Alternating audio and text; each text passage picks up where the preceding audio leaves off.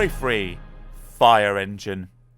"Flying Scotsman and my brothers were all green," explained Gordon one night in the shed.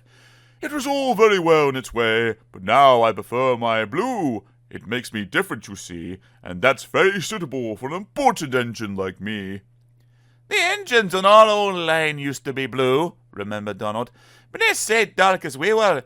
Lucky and me never were, though. We had to be black, so blue makes a nice change." "I like my green too," agreed Henry. "I hate to be red like James. People would think I was a fire engine."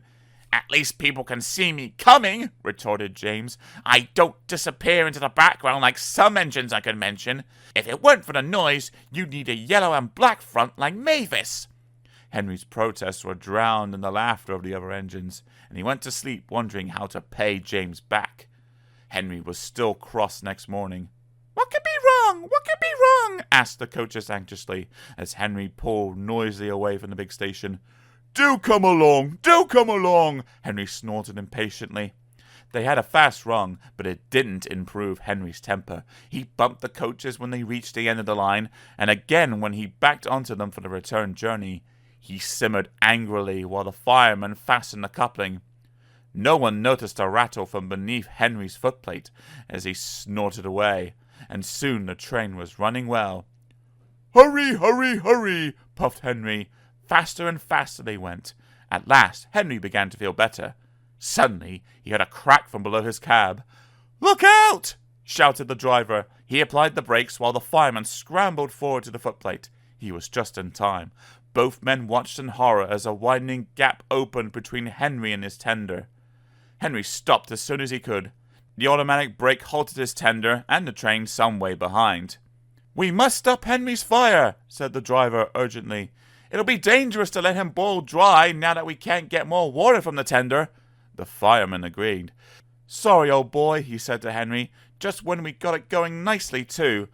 But if you hadn't banged about so much, you wouldn't have broken your tender coupling." While the fireman dealt with the fire, the driver went back to tell the signalman what had happened. When he returned, he found Henry completely hidden in a huge cloud of black smoke which billowed out from underneath his cab. The fireman emerged, choking. "Henry's fire set the sleepers alight," he spluttered. "You stay here. I'm going to telephone the fire brigade."